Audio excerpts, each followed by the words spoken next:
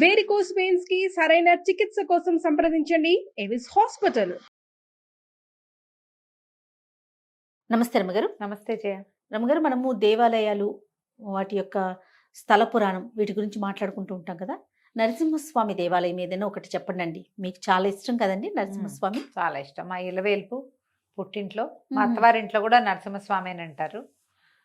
మన ప్రఖ్యాతమైన నరసింహ క్షేత్రాలంటే మనకి చుట్టుపక్కల మన అన్ని ప్రాంతాల్లో ఉన్నాయి. మనకి ఇక్కడైతే హైదరాబాద్లో యాదగిరి గుట్టే కదా మనకి అద్భుతమైన క్షేత్రం.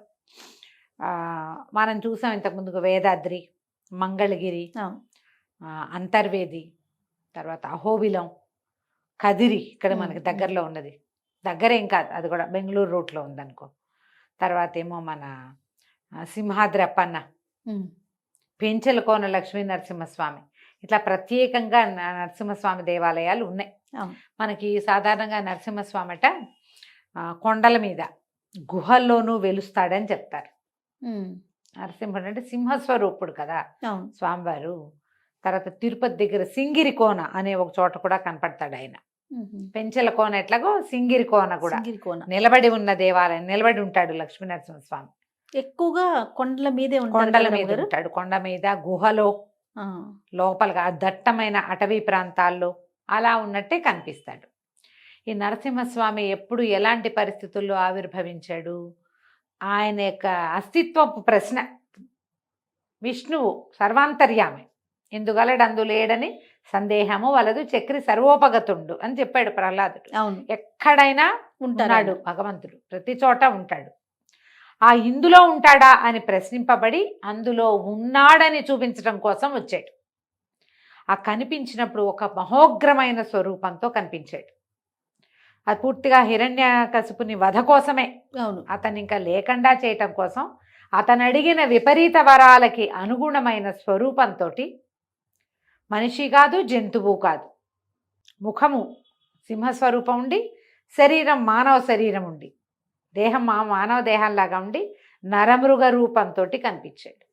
ఈ నరమృగ రూపంతో ఉన్నటువంటి స్వామిని ఏదైనా ఆపత్కాలంలో గనక తలుచుకుంటే, యుద్ధ సమయాలలో అలాంటప్పుడు ప్రత్యేకంగా తలుచుకుంటే కనుక మనకి విజయం లభిస్తుందని, ఆయన మనతో ఉంటాడని చెప్తారు. మనం ఆంజనేయ స్వామిని స్మరించినట్టుగానే నరసింహస్వామిని కూడా అట్లాగే. అయితే అహోబిలం గురించి చెప్పుకుందాం. ఈ అహోబిలం అంటే బిలం కాదు, ఇది యాక్చువల్గా అహోబలం అన్నారట దేవతలు. స్వామిలో ప్రత్యక్షమైనప్పుడు హిరణ్యకశిపుడు కొన్ని వేల సంవత్సరాలు తపస్సు చేసి అద్భుతమైన బల సంపత్తి కలిగిన వాడు అతను. అతన్ని సంహరించడానికి అతని కంటే పెద్ద స్వరూపంతో వెలిశాడు. అంత పెద్ద ఆకారం కలిగిన హిరణ్యకశిపుడిని ఈడ్చి తన చేతులతోటి కాళ్ల మీద పెట్టుకుని సంహరించగలిగాడు. మహాబలవంతుడు నరసింహస్వామి. అహోబలం అన్నారు. అది అహోబిలం కింద క్రమంగా అలా మారింది. ఓకే. ఈ అహోబలం అని స్వామిని కీర్తించినటువంటి ఎక్కడ ఇది జరిగిందో ఈ సంఘటన, ఆ ప్రాంతమే ఈ అహోబిల క్షేత్రం అని చెప్తారు. అది కరెక్ట్గా ఎక్కడుంది? నల్లమల్ల అడవులు. ఈ నల్లమల్ల అడవుల తాలూకు ఆ శిఖరాల తాలూకు పైభాగమేమో వెంకటేశ్వర స్వామి, మధ్య భాగం నరసింహస్వామి, ఈ అటవీ ప్రాంతం తాలూకు తోక భాగం మల్లికార్జున స్వామి అని చెప్తారు. ఇటు పై భాగము ఇవన్నీ నల్లమల, అక్కడి నుంచి ముందుకెళ్తే కదా శేషాచలం కొండలు అడవులు అవన్నీ. పైనేమో వెంకన్న ఉన్నాడు, మధ్యలో ఈయన ఉన్నాడు నరసింహస్వామి, తోక భాగంలోనే మన శ్రీశైలం ఉంది. ఇట్లా ప్రత్యేకంగా చెప్తారు. నరసింహస్వామి తాలూకు ప్రత్యేకమైన స్వరూపాలన్నీ కూడా మనకి అహోబిలంలోనే కనపడతాయి.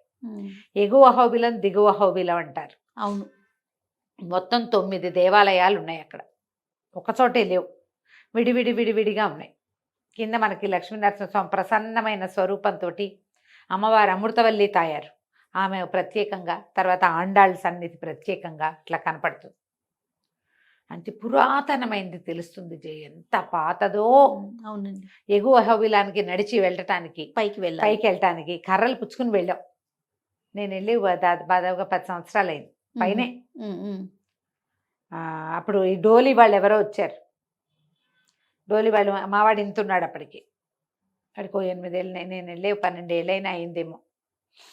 10, 11లో వెళ్ళానా అంతే అనుకుంటా బహుశా. చిన్నపిల్లాడు వాడు శుభ్రంగా ఎక్కేసాడు జామ్ అని. మేము వెళ్ళేటప్పుడు మాకు ఒక గైడ్ దొరికాడు, వాడు 7th క్లాస్ పిల్లవాడు. ఊరిని నేను చూపిస్తాను గుళ్ళని అన్నాడు. మేము ఆ ట్రిప్లోనే 5-6 చూసేసాం. కొంచెం దూరంగా ఉన్న 3 దేవాలయాల్ని మేము చూడలా, ఇక్కడ పరిసర ప్రాంతంలో ఉన్న వాటిని చూసేసాం. ఒక 1.5 డే కనీసం పెట్టుకుంటే మొత్తం అన్ని cover నవనారసింహుల్ని 9 దేవాలయాల్ని కవర్ చేయొచ్చు. ఈ పై భాగానికి నడిచి వెళ్ళేటప్పుడు అంతా కొండగా ఉంది, రాళ్ళు అంటే ఏమంటారు మెట్లు అంత వెసులుబాటుగా లేని ప్రాంతం. పైకి వెళ్తే పైన ఒక దేవళంలాగా ఉండి నరసింహస్వామి కనపడతాడు మనకి దేవళంలో. అక్కడికి వెళ్ళాక నిమ్మకాయ నీళ్లు కలిపినటువంటి పానకం ఇస్తారు, అక్కడ కుండల్లో పెట్టి ఉంటుంది పైన. అక్కడ ప్రత్యేకంగా వెళ్తుంటే కూడా మనకి రక్తకుండము అవి కనపడతాయి. స్వామివారి చేతులు కడుక్కున్నట్టు అక్కడ హిరణ్యకశిపుణ్ణి సంహరించిన తర్వాత ఆయన చేతులు కడుక్కున్నది రక్తకుండం కనపడుతుంది. అక్కడి నుంచి అమ్మవారట మన మేడి పళ్ళని పెట్టిందట ఆయన వేళ్ళకి. ఏంటంటే ఇతను హిరణ్యకశిపుడు రాక్షసుడు కదా, అతని దీనివల్ల విషపూరితాలులాగా అయిపోయి వేళ్ళంతా మంటలు పుట్టినాయట స్వామికి. వేళ్ళు గోళ్ళు మండిపోయినాయట. అందుకని ఆయనకి శాంతి కలగజేయటానికి మేడి పళ్ళని పెట్టిందట చల్లబరచడం కోసం. అది కూడా ఒక చోట రాసి కనపడుతుంటుంది చరిత్ర. పైన ఉగ్రస్తంభం అని ఒక స్తంభం కనిపిస్తుంది. బాగా పైకి వెళ్ళాలి. నేను వెళ్ళాల, పిల్లలు వెళ్ళారు. మావాడు వెళ్ళినప్పుడల్లా అక్కడికి వెళ్తూ ఉంటాడు. ఆ పైకి ఎక్కడం కూడా కష్టమే, కొంచెం ఎక్కగలిగే వాళ్ళు వెళ్తే వెళ్ళగలుగుతారు. ఆ పై దాకా వెళ్ళి ఆ ఉగ్రస్తంభాన్ని కూడా చూసొచ్చాడు. మనకి వెళ్తూ ఉంటేనే దారంతా ఎలా పెద్ద పెద్ద కట్టడాలుగా కనపడుతుంది. అంతా పడిపోయినవి, విరిగిపోయినవి, పాత పడిపోయినవి, ఆ శిథిలావస్థలో ఉన్నవి అట్లా కూడా కనిపిస్తాయి. అదొకటి ప్రత్యేకంగా కనపడుతుంది మనకి. విజయనగర సామ్రాజ్యం తలకు వాళ్ళు కృష్ణదేవరాయల కాలం తర్వాత రామరాయలు నిర్మించిన దేవాలయాలు కూడా ఉన్నాయి. కొంత భాగం వాళ్ళు, కొన్ని మండపాలు వాళ్ళు నిర్మించారు. కాకతీయుల చివరి రాజు అయినటువంటి ప్రతాపరుద్రుడు ఆయన నిర్మించినవి కూడా కొంత భాగాలు కనిపిస్తాయి. కొన్ని శాసనాలు అవి ప్రత్యేకంగా కనపడతాయి. చిరుతపులుల సంచారం ఎక్కువగా ఉందని మేము ఫస్ట్ టైం 14 ఏళ్ల క్రితం వెళ్ళినప్పుడు మేము పైకి వెళ్ళాం. మళ్ళీ అది దిగొచ్చేసాక మళ్ళీ ఇంకో పక్కకి ఇంకో కొండ ఎక్కాలి. ఈసారి మెట్లు కొంచెం ఇంకో కొండ మీద ఇంకొక స్వామి ఉన్నాడు. అక్కడికి వెళ్ళినప్పుడు కొంచెం మెట్లుగా పర్వాలేదుగా మెట్లు ఉన్నాయి. ఇదంతా దిగొచ్చి మళ్ళీ ఈ పక్కకి వెళ్ళామన్నమాట. ఎక్కి దిగి చేయాలి. ట్రెక్కింగ్కి అత్యంత అనువైన ప్రదేశం. దేవాలయం పురాతనంగా కనపడుతుంది. లోపలికి వెళ్తుంటే మనకి ఈ వంటశాల వాటి పక్కన చిరుతపులు వచ్చిందట అక్కడికి, అందుకని పైకి వెళ్ళనివ్వటం లేదన్నారు. మేము మళ్ళీ వెళ్ళినప్పుడు రెండోసారి, అంటే ఈ మధ్య ఒక 3-4 ఇయర్స్ బ్యాక్ చిరుతపులి కుక్కని చంపేసిందట వంటశాల మీదుగా వచ్చి. అదంతా అడ్డుకట్టేసరి పైకి వెళ్ళనివ్వటల్లా. అడవులు అవటం వల్ల ఆ ప్రమాదం కనపడుతుంది అప్పుడప్పుడు మనకి. అక్కడే ఉండడానికి అంత పెద్ద సాధనాలు ఏం లేవు. కానీ మీరు నరసింహ క్షేత్రాలు ప్రత్యేకంగా చూడదలుచుకుంటే అన్నిటికంటే అత్యద్భుతమైన క్షేత్రము, ఒక సాహసోపేతమైన ఒక చిన్న యాత్రలాగా అవ్వగలిగే అవకాశం ఉన్నది మాత్రం అహోబిలమే. కింద ముందు వెళ్తుంటేనే అడవిలో రైట్ సైడ్ ఒక గుడి, ఈయన ఇక్కడ ఒక స్వామి ఇక్కడ కనిపిస్తాడు. ఇక్కడ దేవాలయాలు కూడా విపరీతంగా విచిత్రంగా కనిపిస్తాయి పేర్లు. కారంజము, అట్లాగా ఛత్రవట స్వామి, అట్లా వేరే వేరే దేవాలయాలు. ప్రతి స్వామికి వేరే వేరే పేర్లు. ఇంకొక విశేషం ఏంటంటే ఈయన 45 రోజుల పాటు యాత్రకు వెళ్తాడు స్వామి. పార్వేట ఉత్సవం అని చేస్తారు.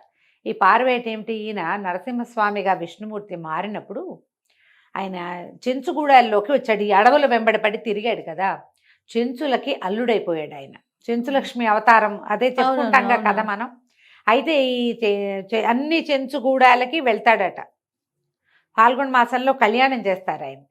కళ్యాణానికి రమ్మని పిలవడానికి ఈ ఊళ్ళన్నిటికీ స్వామివారే స్వయంగా వెళ్తాడు. ఒక పల్లకి ఊరేగింపుగా వెళ్తుంది.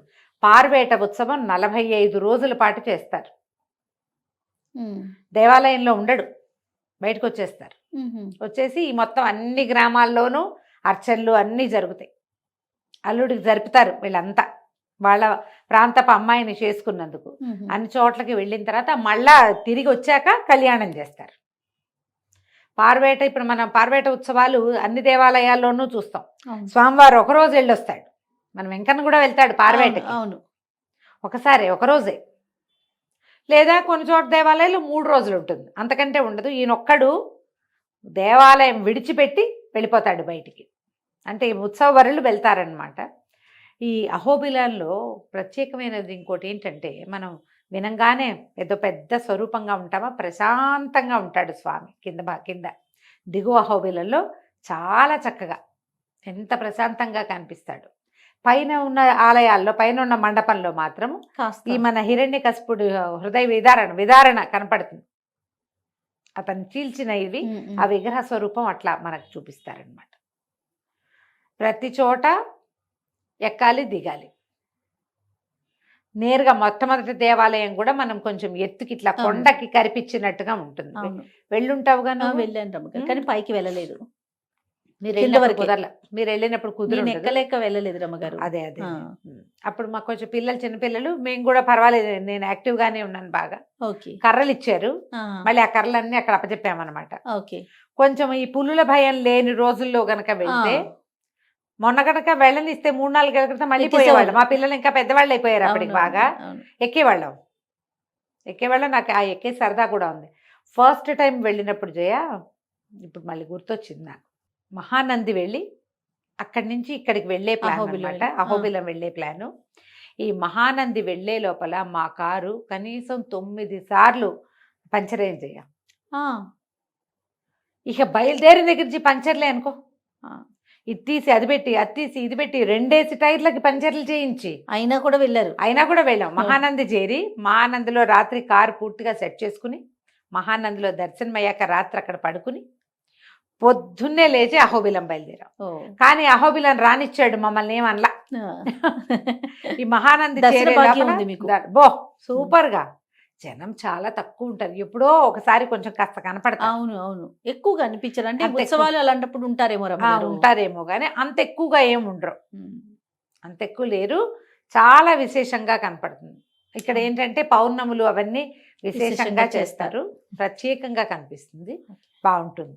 మీ అవకాశాన్ని బట్టి అహోబిలం వెళ్ళండి. నేను దేవాలయం గురించి ఇంకా చాలా విశేషాలు నేను చెప్పట్లేదు, బ్రీఫ్గానే చెప్పాను. అవునవును. నేను మధ్యలో నా ట్రిప్ సంగతి కూడా చెప్పాను కదా. మనం కర్నూలు జిల్లాయే, హైదరాబాద్ నుంచి ఆటే దూరం ఏం కాదు. అయితే కొంచెం ఎక్కువ మంది గ్రూపుగా వెళ్తే గనక ఎక్కువ ఇంట్రెస్టింగ్గా ఉంటుంది. అవును.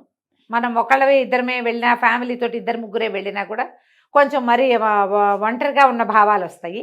మనం 10-15 మంది కలిసి కనుక వెళ్తే 1-2 సత్రాలు ఉన్నాయి. కింద పున్నమి రెస్టారెంట్ ఉంది. ఆ రోజు మేము అక్కడ భోజనం చేసాం. అవును. పున్నమి రెస్టారెంట్ ఉంది. మీ అవకాశాన్ని బట్టి ప్లాన్ చేసుకుని ఒక ట్రెక్కింగ్ యాత్రలాగాను, అద్భుతమైన నవనారసింహ క్షేత్రంగాను అహోబిలాన్ని దర్శించి రావచ్చు. తప్పకుండా రమ్మగారు. నమస్తే. నమస్తే జయ.